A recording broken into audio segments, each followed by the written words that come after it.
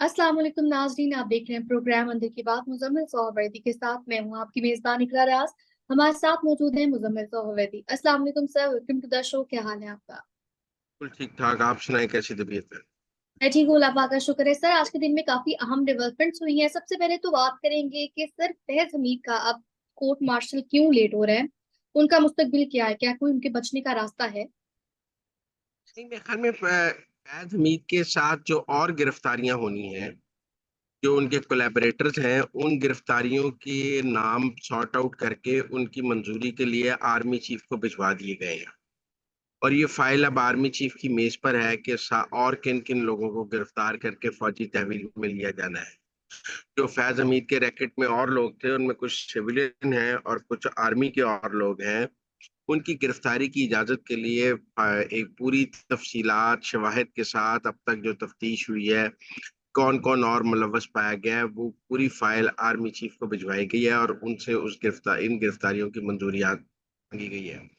अगले 1 से 2 दिन में, क्योंकि आर्मी चीफ क्वेटा का मामला हो गया, उससे पहले और मामला थे, तो आर्मी चीफ उसमें बिजी थे, तो इस पर मीटिंग नहीं हो सकी और अगले 1 आध दिन में इस पर मीटिंग होकर उन गिरफ्तारियों की मंजूरी होगी। फिर आप अगले हफ्ते में इस हवाले से मजीद गिरफ्तारियां भी देखेंगे जो फैज हमीद के केस में है। बाकी हमने पहले बताया था कि जो इसमें फील्ड कोर्ट मार्शल के तरीकेकार में पहले एविडेंस लिखी जाती है, वो एविडेंस लिखी जा रही है और उसमें जिस जिसका मजीद किरदार आया है, उस वो शाह जो एविडेंस लिखने के मौके पे और जो गवाह पेश किए जाने के मौके पे, उसमें और जिन लोगों का आया है उनके लिए गिरफ्तारी की मंजूरी की फाइल आर्मी चीफ की मेज पर है।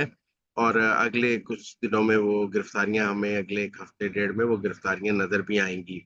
लोगों को बुलाया, जो आर्मी डिसिप्लिन के लोग हैं, उनमें से 4 बड़े अफसरों को, जिनमें रिटायर्ड जर्नल हैं, उन्हें भी इन तफ्तीश में बुलाया गया है और उनको भी, जो इंक्वायरी कमेटी है, उसने इस पर सवाल जवाब किए हैं कि आपका क्या रोल था, आप फैज साहब से किस राब्ते में थे और आप कैसे सपोर्ट कर रहे थे इमरान खान को। उन्होंने अपनी बेगुनाही के सबूत किए हैं। वो उस सारी जो तफ्तीश हुई है, उसकी सारी तफसीलात भी आर्मी चीफ को भेज दी गई हैं ताकि उस पर आगे कार्रवाई के लिए आर्मी चीफ की मंजूरी हासिल की जा सके। तो जिन लोगों का ख्याल है कि फैज का कोर्ट मार्शल को डिले हो रहा है, ऐसी बात नहीं है। फौज का एक प्रोसेस है और उस प्रोसेस के तहत वो कोर्ट मार्शल आगे बढ़ रहा है और अगले 10-15 दिन जो है वो बहुत इवेंटफुल होंगे, फैज के फील्ड कोर्ट मार्शल के हवाले से भी और नई गिरफ्तारियों के हवाले से।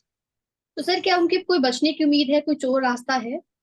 नहीं, मुझे नहीं, उनके बचने की कोई उम्मीद नहीं नजर आती है। कम से कम उम्र कैद होगी उन्हें और ज्यादा से ज्यादा फांसी है। ये उम्र कैद और फांसी के दरमियान का मामला है।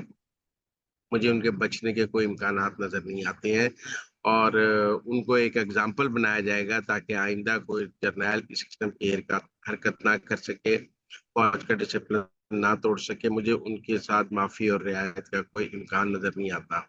जिन लोगों का ख्याल था कि उनको वादा माफ गवाह गवाह भी बनाया जाएगा, आसिम मनीर साहब ने ऐसी तमाम पॉसिबिलिटीज को रद्द कर दिया है और कहा है कि हमें फैज की गवाही की कोई जरूरत नहीं है। फौज के अपने पास इतने सबूत मौजूद हैं कि उसमें फैज की वादा माफ गवाह बनाने की कोई जरूरत नहीं है।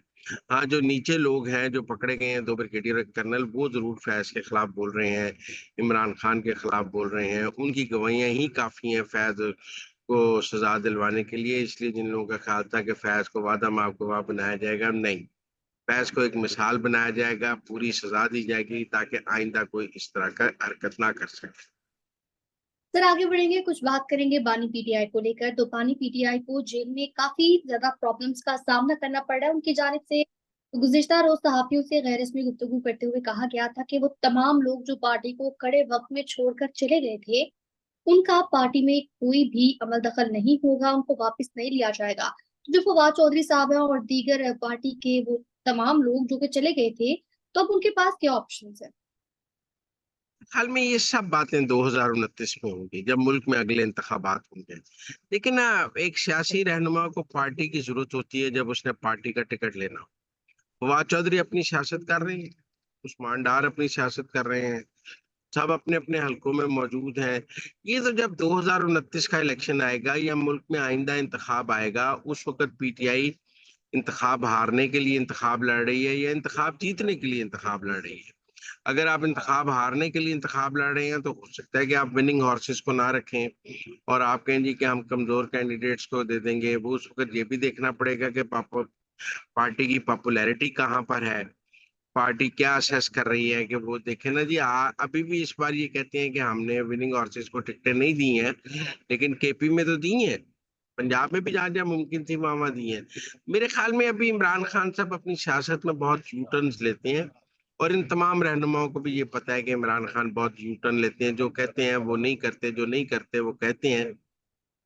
तो इसलिए इसका फैसला मेरे हिसाब में तो अगले इंतखाबात के वक्त होगा। उस वक्त इमरान खान पार्टी को हेड कर रहे हैं, वो पॉलिटिकली माइनस हैं, वो जेल में सजा काट रहे हैं, वो बैरून वक्त जलावतन है, उनकी पार्टी की कमान किसके हाथ में है, वो उसका किस तरफ झुकाव है।